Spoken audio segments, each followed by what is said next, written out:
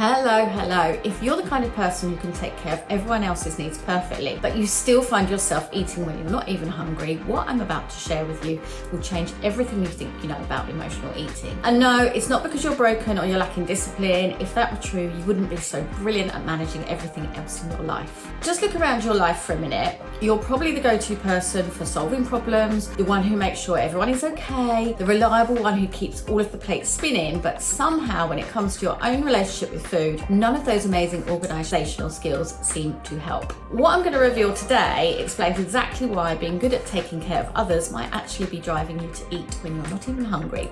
Once you see this pattern, you will never look at your eating habits the same way again. Now, I know what you might be expecting, another lecture about setting boundaries and learning to say no. And we do need those things in our lives, but this is completely different. This is about understanding the fascinating way your brain keeps emotional score. Let me share something that changed everything for me and for the countless women that I've worked with. Your brain has a remarkable way of keeping score. Think of it like an emotional bank account. But instead of tracking money, it's tracking energy. Throughout your day, you will listen to everyone else's problems. That's emotional withdrawal. You'll sort out other people's chaos, energy withdrawal. You will put your own needs last, self-care withdrawal. You will say yes when you want to say no, boundary withdrawal. It's that emotional bank account that keeps giving out loads of loans without ever getting repaid. I mean, imagine that, giving out a load of loans and never getting the money back. That is exhausting.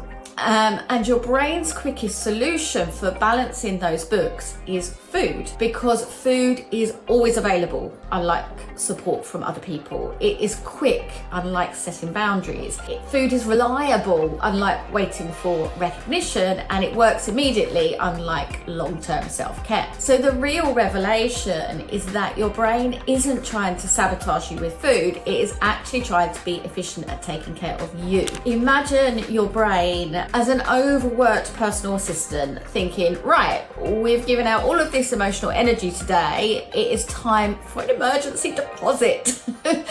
What makes this pattern so powerful is that your brain processes emotional energy the same way it processes physical energy. When you're running low on either of those, it triggers the same kind of survival response. And what is the fastest way to get both physical and emotional energy? Yes, you've guessed it, food. No prizes there for guessing that. So picture having this over-enthusiastic accountant who only knows one way to balance the books: emotional credit card spending at the food shop. Understanding this changes everything. First, it means you can stop beating yourself up about eating when you are not hungry. You can absolutely stop doing that. Your brain is literally trying to balance an emotional equation, so there's no need to beat yourself up about that. More importantly, once you recognize this pattern, you can start working with your brain's emotional accounting system instead of against it. The most interesting part of this discovery is what happens when you learn to balance your emotional books without food. That's when everything shifts, but not in the way you might expect. In fact, there's an unexpected side effect that none of my clients see coming. So share your biggest emotional energy drain challenge in the comments below, because your story might help another woman realize she is not alone in this pattern.